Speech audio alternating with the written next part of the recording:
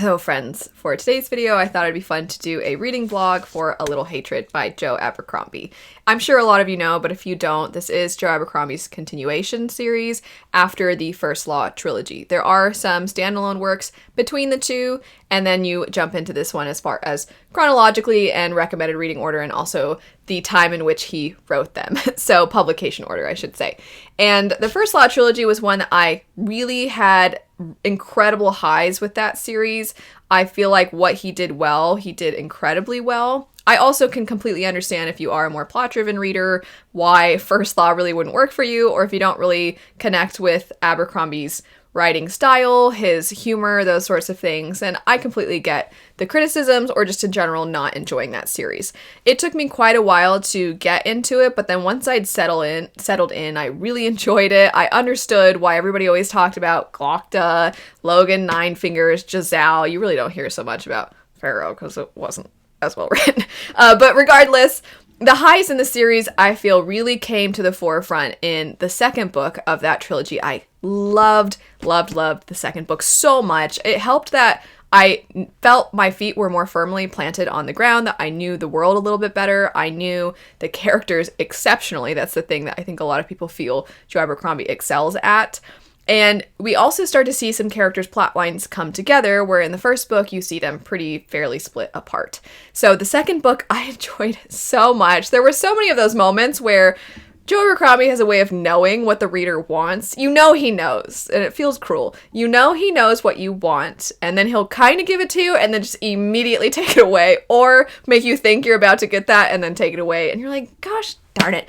And I do think it's a difficult balance because somebody like Robin Hobb, I personally feel sometimes leans a little too into the let's just make everything really miserable. And Abercrombie has a way of the misery feeling really real, which I'm not trying to say objectively that is true of Hobb's works. It's just kind of my feeling toward them that sometimes it just really feels like we're pouring salt in the wound to sort of evoke an emotion in the reader, but it doesn't really feel organic to the story, whereas Abercrombie's, you're like, ugh, because it does. That's what's so frustrating is you're like, I guess that was realistic, and they don't have those moments where you can really root for the characters and be like, yes, because they had some awesome moment. Everything is, the rug is always pulled out from under the characters, is always pulled out from under you. And the second book did that, I thought, really well, where you're like, yay, characters are becoming friends. Characters are starting to get to like one another, and then everything falls apart, and you're like, dang it.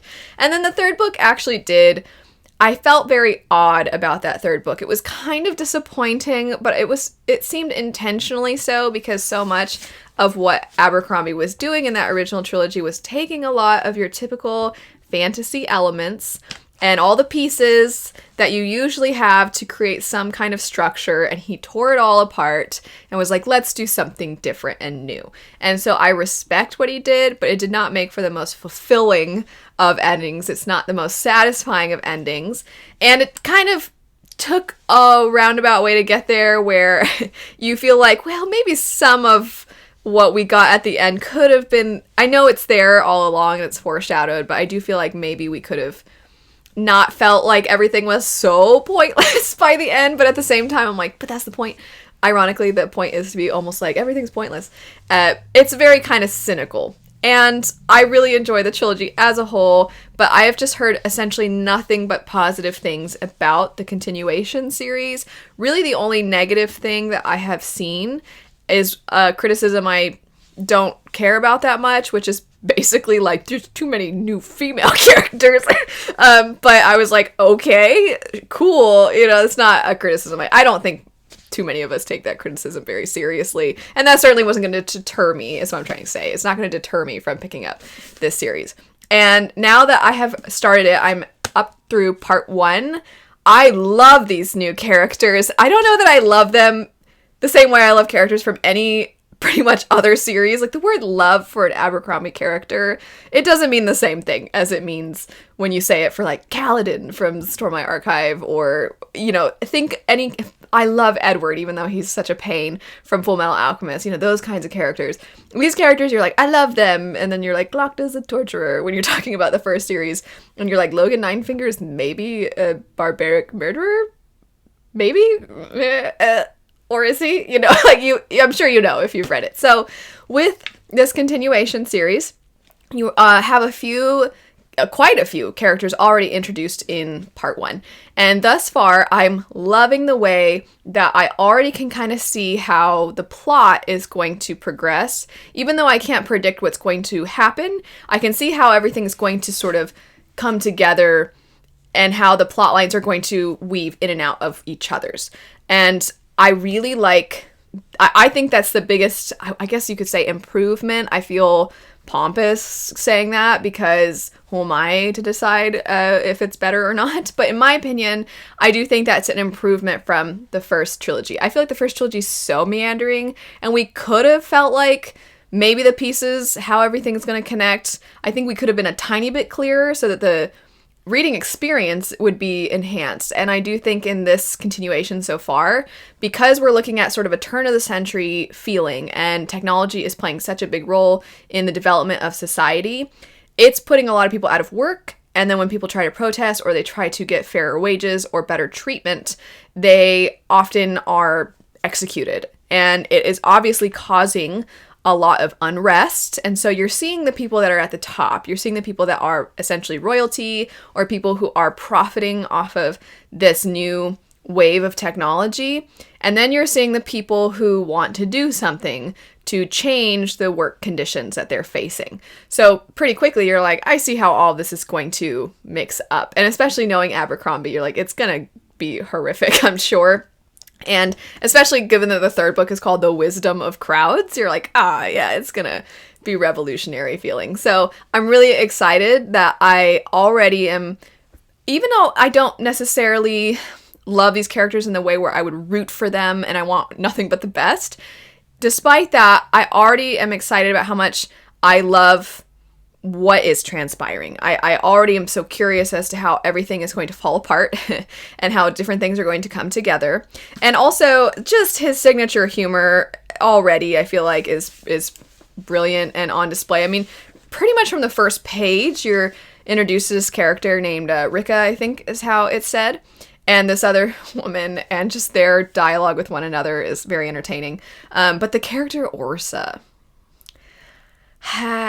is this going to be a character that I'm supposedly going to like later, or am I going to hate this guy the whole time? I hate this guy. Also, I'm not giving away spoilers, but I messaged my friend Leanna because she loves the series. If you're a Joe Abercrombie fan, I'm sure you are aware of Leanna, and I'll have her channel linked. But I messaged her and I'm like, so is it implied later that this isn't what I think it is? And she's like, no. I'm like, ew, it's so gross. So anyway, if you know, you know. But I'm not giving away spoilers, so I can't say. Anyway, Orso, I hate this guy so much. And I hated Giselle, but at some point you kind of laugh how stupid. Like, he's just so helplessly stupid. And then Glokta is not a good person, but you're like, oh, but also I connect with the way he hates everybody.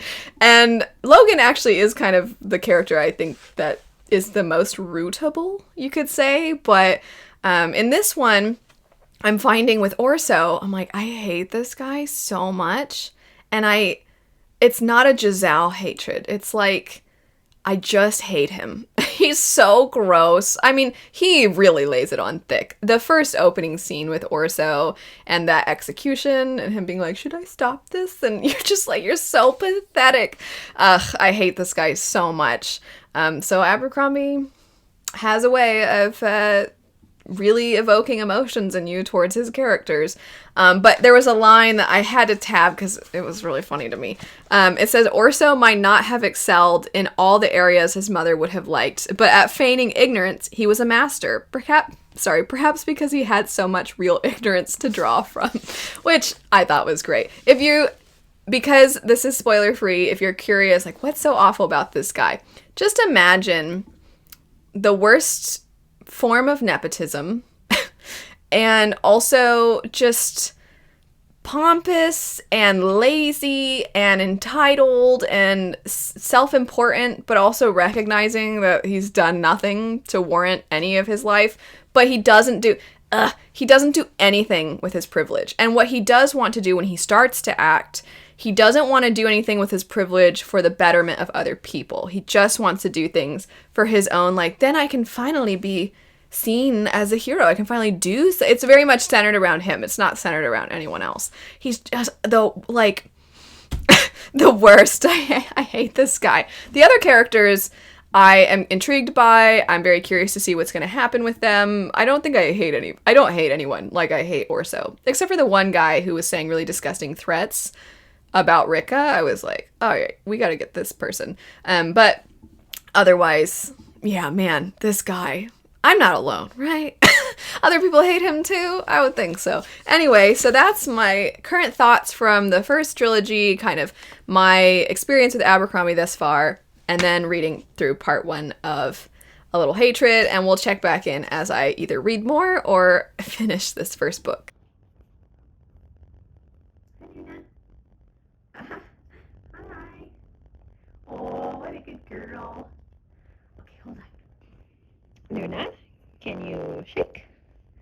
Good job. Wait. Other paw? Good job. You want a snacky? Okay, let's go. Oh, yay, a little hop. Okay, go to your bed. Good job. What a good girl. Gentle. Good job. Okay, ready? There you go. Good girl. No, you're not getting another one. I'm sorry. Just 2. For 2 shakes. You're a good girl. Yeah. I have finished the book, and I have so many tabs throughout of things that I found funny, things that I found poignant. So I'll read a few things. I can't go through too much because this is spoiler free, but there's a few things that we can mention. First, I want to say that I just knew when I was talking about Orso after having completed part 1. And if you've read the book, you probably were thinking this also. I just knew that Abercrombie was going to find a way to make me kind of like Orso. And he's insufferable at the beginning. And because I was harping on it so much, I just knew, because Abercrombie is good at that. He's good at really digging in and being like, isn't this person annoying? Aren't they the worst? And then sort of tweaking it full 180 where you're like, oh, but I kind of like them now. The things that made him insufferable at the beginning, they still exist. He still is that same person, but he is trying to be useful. He is trying to be better. He's just so oblivious, and he's almost too simple for the world, which, you know, makes sense given who his father is. But he tries, and I think that's what's weirdly endearing about this character, and I've just not come across too many, if any, that I can think of, characters that are like this. And I've always said that there are characters that, if they're really stupid, if they're really reckless, but they don't mean to be, they genuinely are trying, then that's a character I can, I guess you could say, get behind. At the very least, it's a character that I don't hate with a passion who ruins the book for me. And Orso is a great example of that. And a great example of the character that, because they're trying, I'm like, oh, you simple little soul. You're really trying your best. You just don't know enough to know what to do. There's a particular part that I found really funny. So many of Orso's, any chapter where you get an Orso perspective tends to have a lot of really funny lines. But there was one in particular where they are really happy with themselves, and they're just really happy in general because they think that this thing they just did, like, I'm gonna be a new man, this is a good thing for me. And so usually they drink in the morning, and this particular morning they're like, I'm just so happy, I'm gonna go about this morning differently. So it says there had been a time yesterday, being honest, when Dawn would have found him searching through the bottles scattered about his bed for something he could suck the last drops from. But that man was gone, never to return. Tea was what he needed now, the dawn beverage of industrious achievers, with exclamation point. Poor guy. And I'm like, why do I feel bad for this guy? Because because of what you see when you first are introduced to him, and how much he has so much potential that he could, if he really applied himself. And then when he does start to apply himself, you really kind of feel bad for the guy. So Orso, the transformation of this character, the fact that I felt bad for him, which I'm like, I can't believe I feel bad for this guy. And this is one snippet. I promise I'm not just going to stick to talking about Orso, but I just really wanted to highlight Orso in particular because I just think it shows how masterful Abercrombie is at writing characters that you should hate, you should thoroughly hate, and you should hate throughout. But because he shows people in their full scope, you really see the things that you can't stand and the things that you kind of like, the things you find funny, the things that you want to root for. You find all of that within people. But not all of these characters are the same. None of them are the same. They're all drastically different from each other.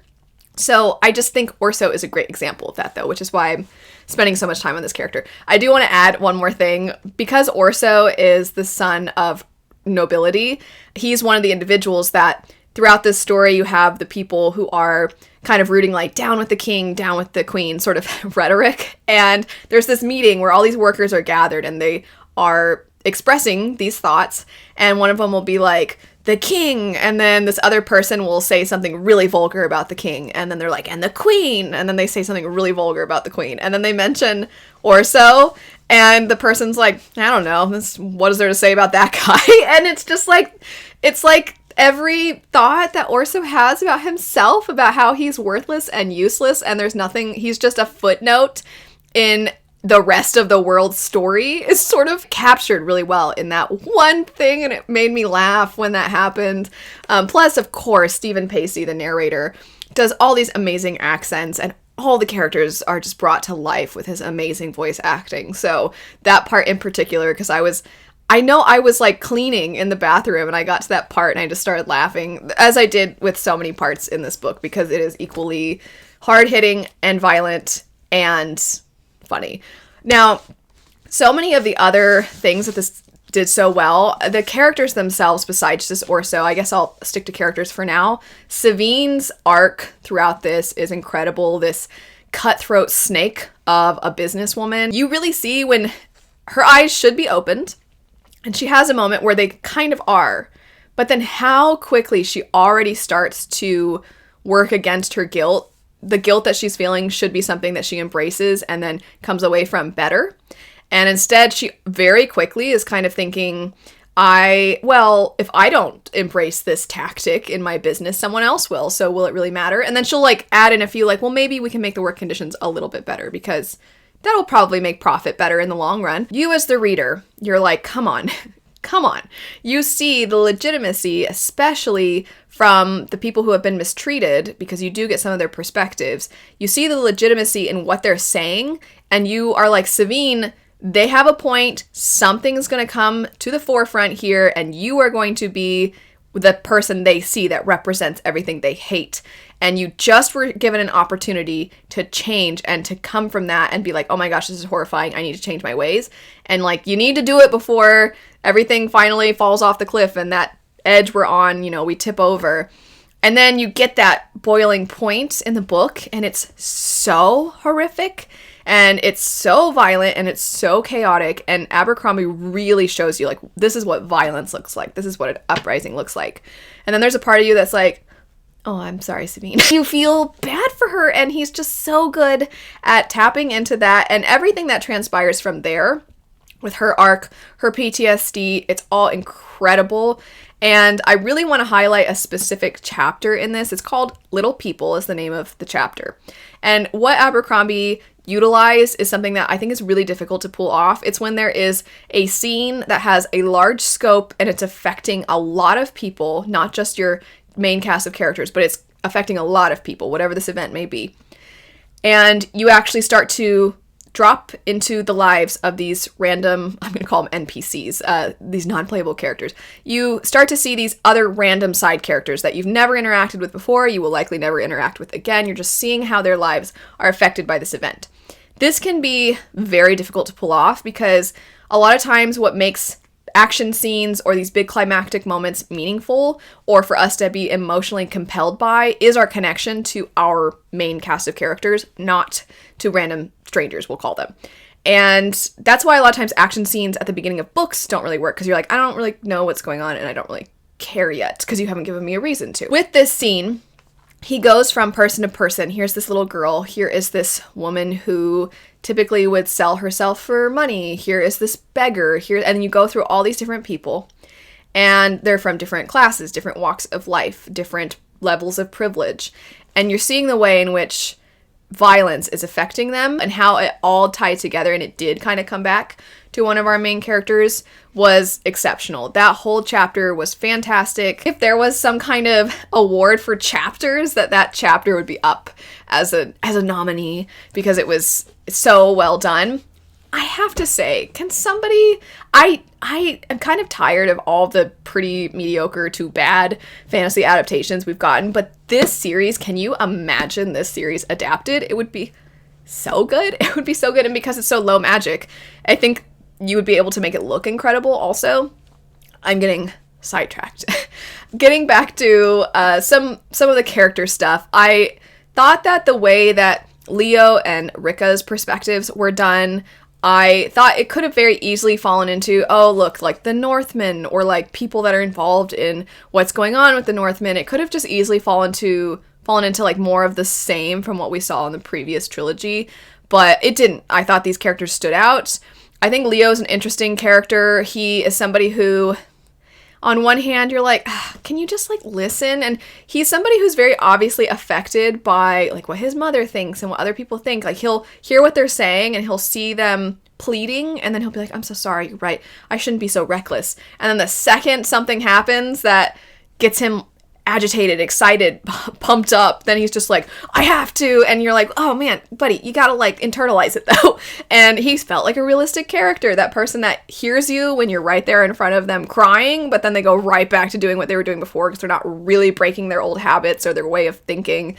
Rikke is just an interesting character. I have thoughts on her, but I do think that she's a kind of character where I'm nervous about her plotline. I'm nervous and excited. And there is a individual who there is such an immense amount of dread. I don't want to say this character's name, because if you are watching this and you've not read any of Abercrombie's works, I don't want to say this character's name because I do not want to reveal anything. But there's a character that when they show up, the characters themselves that appeared in the original trilogy that appear here, they instantly, like all of them, no matter who they are, they're like, stay away from that person, stay away from that person. You haven't talked to that person, have you? And I felt it. Every time that character showed up, I'm like, oh shoot. And throughout the book, I'm like, where is that person? They're behind things, right? They have to be behind things because they're always behind things. And then when they do show up, I'm like, uh-oh. And I loved that feeling of dread. And where this first book leaves off, I just wanted to drop everything and immediately jump into it, but I have a few other things that I have to get around to. We also have another character who cares about their family so much, and this character is so honestly lovable in that they're sort of that big, brutish person. The second you see them, as far as if you're one of the side characters, if you're one of the main characters, anybody that sees him, they're like, oh, that one's trouble. But I feel like they internally are actually really sweet. All they want is to be caring to their wife and their daughter. They really think like the best of me is them. And you're like, no, this rare sentimental man in an Abercrombie book. And then they can't help but embrace this violence that's in them, that has sort of been built into them from everything that they've experienced. It's now like something they crave, almost an addiction, this rewiring in their brain that they just can't resist. And they always try and they can't help but fall back into it, and they get caught up in it. And I am not sure where we're gonna go with this character's plotline, and I'm kind of scared because I sort of love this character. I am nervous.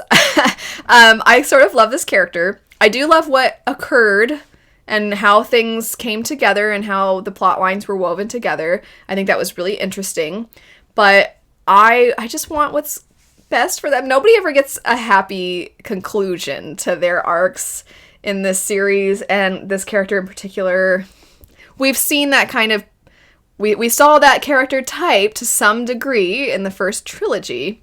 It's just that individual didn't have a wife and daughter.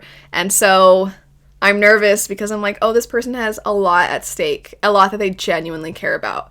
And I really don't want bad things for them. I want the best for them, and that's never going to happen because it's Abercrombie. But maybe it will, because that's the precedent that's been set, that nothing good will ever happen to anybody who you kind of like. But then I'm like, but it would be such a plot twist if it did. It was incredible. I'm so happy to have finally read it.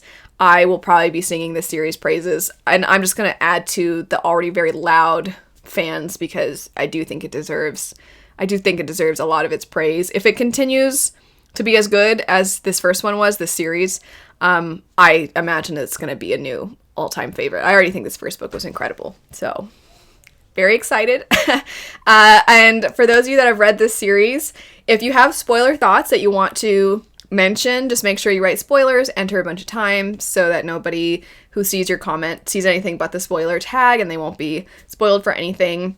If there's any quotes that you want to mention that you really love, feel free to do so. There's a lot of incredible ones that are great commentary on society, but it's just like a short snippet, just snappy, funny dialogue. There's so many great things that you could throw in there, but I would love to know your thoughts. I'm so happy to have finally read this, and I can't wait to continue. Thanks so much for watching. I hope you have a great rest of your day, and I'll see you later. Bye.